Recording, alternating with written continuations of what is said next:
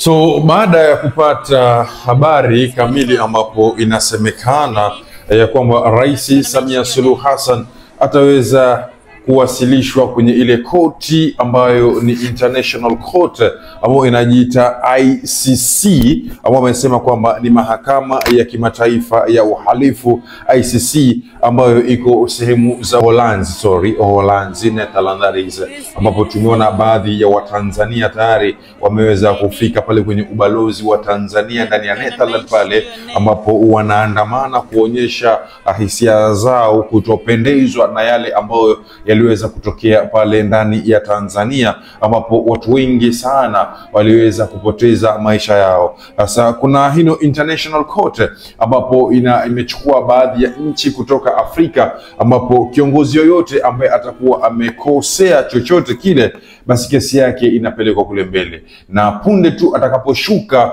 pale kwenye ule uongozi ama atakapokuwa yeye sio kiongozi tena, basi anaenda kuhukumiwa kwa yale makosa ambayo ameyafanya. Na hukumu ya ICC kule bana, hakuna mchezo kule. Ukipatikana na makosa kama haya uwaji, na Mama Samia Suluhu Hassan aonekane ya kwamba yeye alichangia pakubwa ama yeye ndio aliyepeana ile amri ya mauaji ndani ya Tanzania, basi ICC Netherlands, Uholanzi kule sheria ni kunyongwa.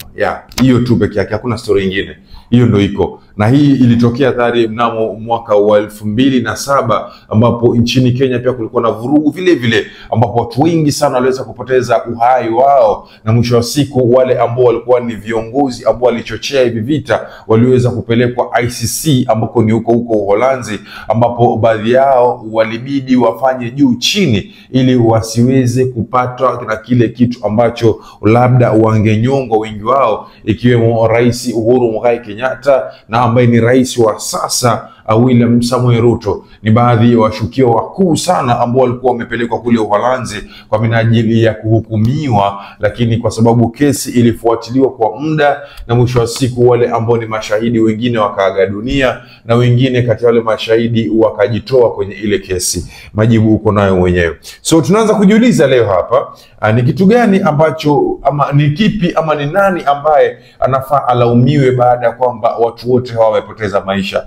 Je, ni wale kina Mambi Kimambi ambao waliweza kuchochea hii watu wote ama kusukuma watu hawa ili waende kwa maandamano? Je, ni wale wanaharakati duniani ama wale wanaharakati ndani ya Tanzania ambao walikuwa wanachochea kwa wingi na kuambia watu kwamba waende wajitokeze waingie kwa maandamano? Ama je, ni kile chama cha Chadema ambacho ni chama cha upinzani ambacho kwa kinasema kwamba tutatoka kwenda kuandamana? Ama je, ni yule ambaye ni Rais Samia Suluhu Hassan aliyetoa amri ama ambaye ndio jeshi mkuu wa Tanzania, ambapo tunatarajia kwamba amri ilitoka kwake ya kuua? Ni nani ambaye anafaa kulaumiwa, na ni nani ambaye inafaa sheria imhukumu kulingana na vitendo alivyovifanya mpaka upotezaji wa damu ukaingia ndani ya nchi? Tuweze kumsikiliza huyu kiongozi wa Chadema hapa, ambapo amesema kwamba hawana uhuru kwa sasa kwa sababu wanafuatiliwa na polisi kila mahali walipo, na wanaishi juu kabisa, wasijue kipi cha kufanya. Kibaya kilichokuja ni kwamba baada ya wananchi wenyewe kufanya maandamano ya wananchi, sasa hivi watu wanakuwa head counted, viongozi wa Chadema wanakamatwa, tunakwenda kupewa kesi. Kwa mfano eneo la Bunda, kuna viongozi wetu wa wilaya ile ya Bunda karibia wote sasa, wengine wanaishi mapolini, wengine wamekimbia miji, na wengine wamekamatwa, wako kwenye mikono ya polisi.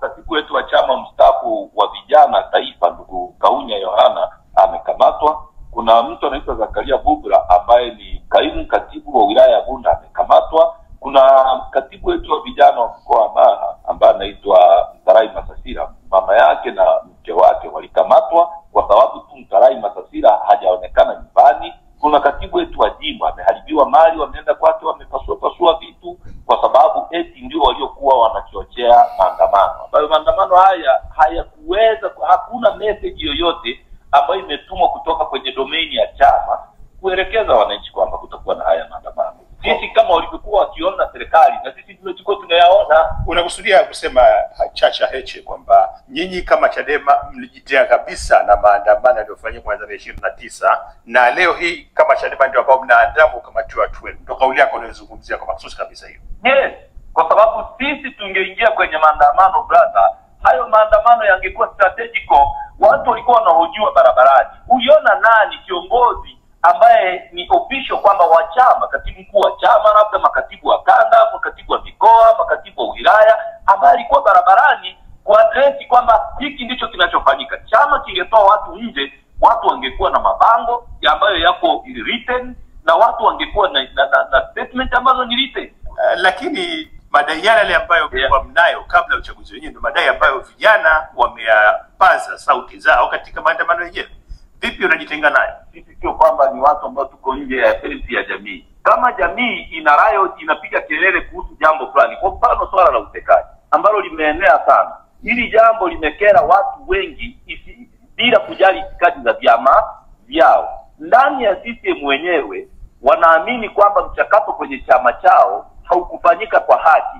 Hao ni sehemu ya watu pia ambao kama ni kukamata watu, basi tunaamini kwamba na wao wangekuwa sehemu ya watu kukamatwa. Kwa nini inaelekezwa? Sisi swali letu ni kwa nini wanaelekeza kwamba wanaoweza kuhusika na maandamano ni Chadema, lakini CCM ambaye alikuwa ni mbunge akashinda kura za maoni, akapata kura 1,000 na kitu, akabebwa mtu mwingine akaja akaletwa na kura 10, yeye ndio akatambulishwa kama mgombea. Kwa nini wasiamini yule naye ana grievances ambazo anaweza kuandama? Wewe kama kiongozi mkubwa wa chama unadhani kwamba kuna suluhu yoyote ile ambayo unaweza kuwa sehemu yake kuelekea ujenzi mpya wa Tanzania? Mimi naamini kwamba nchi ni kubwa kuliko mtu, nchi ni kubwa kuliko vyama, na nchi ni kubwa kuliko matamanio ya mtu mmoja mmoja. Suluhu ni kwamba demokrasia ndiyo mfumo mpya wa dunia yote. Hakuna mfumo wa bunduki kwenye hii dunia ya sasa. Mfumo wa bunduki ni mfumo wa kizamani, ni mfumo usiofaa, ni mfumo usiokuwa na ustaarabu. Kwa hiyo suluhu kuu ni demokrasi irudi kwenye nchi yetu,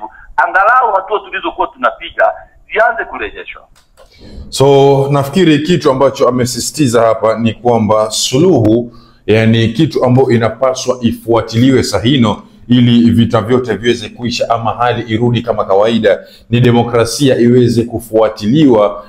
Ndio pale ambapo kutakuwa na uhuru wa kila kitu. Na tukisema demokrasia iweze kufuatiliwa, kitu ambacho anamaanisha ni kwamba kuwe na uhuru wa kila kitu. Uhuru wa kila kitu inamaanisha kwamba watu ama wananchi wa Tanzania wawe wana uhuru wa kuzungumza lile jambo ambalo linawakera. Watanzania wawe na uhuru wa kutoa maoni yao pale ambapo wanahisi serikali imeweza kukosea. Watanzania wawe na uhuru wa kupata habari wakati wowote. Wanahabari wa Tanzania waweze kutoa habari regardless whatever is happening in the country. Na swali lingine pia vile vile nikuulize, ambalo nataka unijibu kwenye comment section hapo.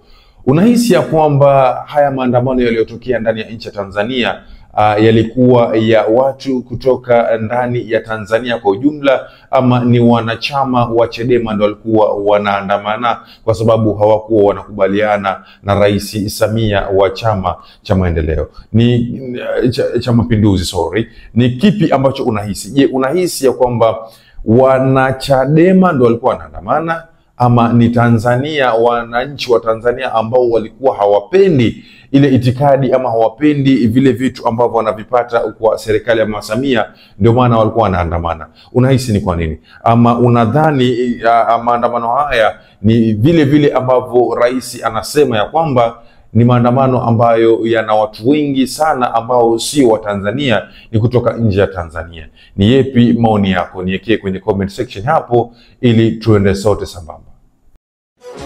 Kwa miaka mingi watu wengi wamekuwa wakiteswa na maradhi sugu na matatizo ya kishirikina, lakini sasa kuna suluhisho. Karibu kwa Dr. Ngoso, mtaalamu mashuhuri wa tiba za asili, kiboko ya magonjwa sugu, uchawi na matatizo ya kishirikina. Unasumbuliwa na kifafa, nguvu za kiume kushuka, presha, kiharusi, matatizo ya macho, tumbo au mifupa kuvunjika? Usihangaike tena. Dr. Ngoso ana tiba ya uhakika, salama na ya asili zilizobarikiwa na Mwenyezi Mungu. Lakini si hayo tu, uaminifu. Dr. Ngoso pia hutatua uchawi na chuma ulete, kukosa kazi au mvuto wa kibiashara, kumrudisha mpenzi au mume au mke aliyekuacha, kushinda kesi mahakamani, kufungua vifungo vyote vya kishirikina mwilini, tiba ya kuacha pombe, kusafisha nyota yako na kukulinda dhidi ya vijicho na uchawi. Huna haja ya kufika ofisini kwake. Huduma zake zinakufikia popote pale ulipo, kutoka Kenya hadi Uganda, Tanzania hadi duniani kote. Wasiliana naye kwa WhatsApp +254 718